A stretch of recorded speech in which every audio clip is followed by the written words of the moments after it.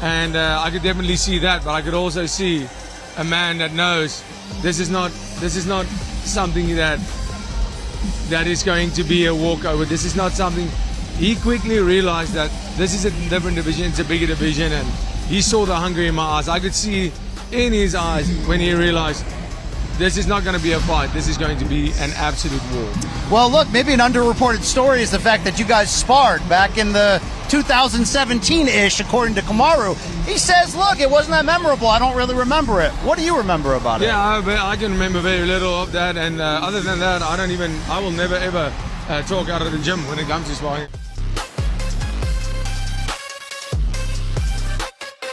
Which is a great fight, but right now in that 170 division, there was just too many people on long active streaks that are putting their hands up. And, you know, for him, I said this, at 170, there's nothing he can do that's going to be better than what he already done.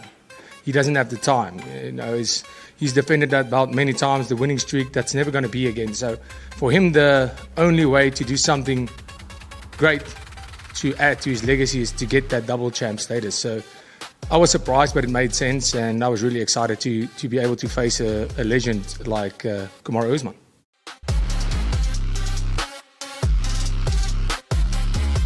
We just can't freaking get Henry. Henry's been traveling. As we know, he just competed last week, so we just can't quite lock him. We can't quite lock him down yet. But yeah, we're definitely trying to get something going. And who's the guest? I'm the guest this week. I mean, you know, I'm the one performing, so why not? Cool. After this fight, you got to pick one person who could be next: Prates, Machado Gary, or Islam. After this fight, who's next for me? Yeah, pick one. That was what the fan question was. Sean Strickland. I mean, that makes sense. That's pretty easy. It's either Sean Strickland or Islam, if Islam is still the champion, which I assume he will be.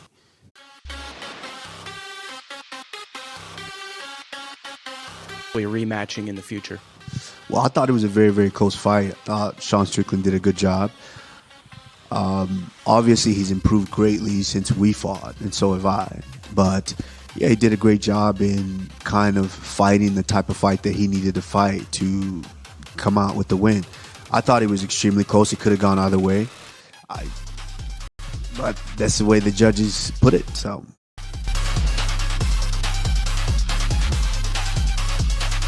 And then obviously there's been a lot of talk about Strickland and Chimaev at the top of the weight class potentially rematching. What's your opinion on that potentially?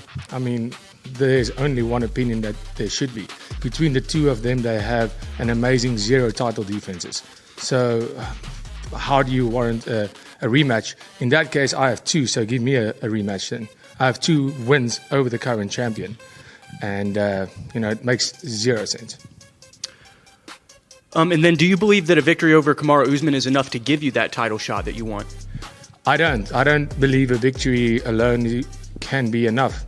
You know, I think my resume, definitely, but I don't believe that just a victory over Usman necessarily gives me that direct title shot. The same for him.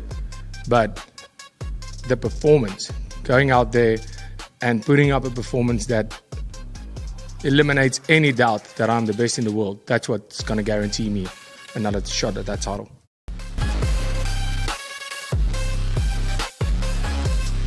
He came back in wrestling, competing. Yeah, shout out to Ben. So, but Conor, yeah, unfortunately he got injury during the fight or maybe before the fight, and then he couldn't perform very well. But I feel like Conor is down, and he gotta just focus on his business. And he did a lot for this sport, for UFC especially. And he's like a goat, you know, in our sport. And because of him, a lot of people is watching UFC, and he changed the game. And but time to leave, or UFC gotta give him like a easy fights, not like Holloway or someone. Who should they give him? Me. You?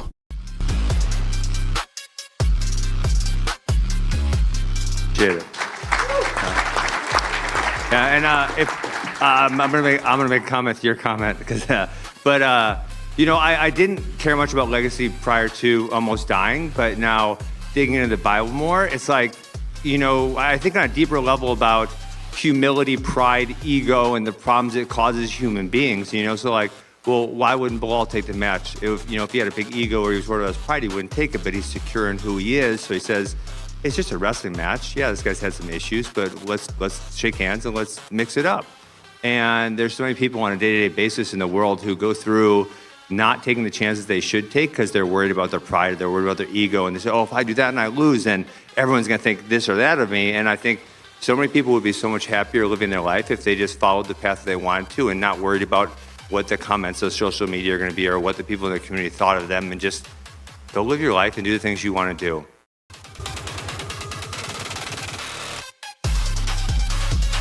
And to see him now, obviously, and to be able to compete against him, it's different. Obviously, it's not going to be the best version of him, right? But like you said, I'm not the guy that's going to take it easy on him because it's disrespectful to him. And for myself, I want to win. I need to win, right? Like, I don't get to go move up unless I win this match and I get my hand raised.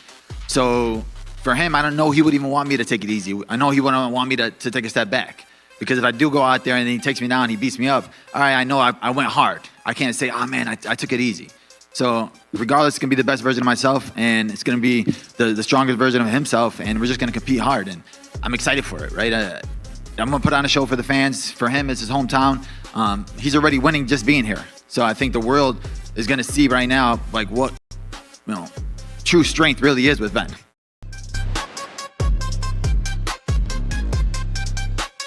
So minus 2,000 favorite. What are the emotions right now?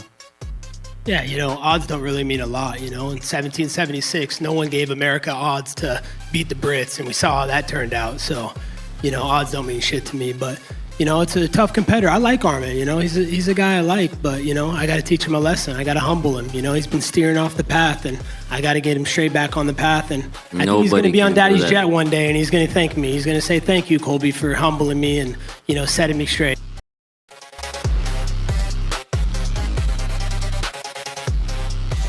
With the acknowledgement of this dude got me, I've got to get better for it. Is Paddy Pimblett today, with the work that you've done in camp, better than the guy that fought Justin Gaethje back in January? Yeah, of course. I get better every day.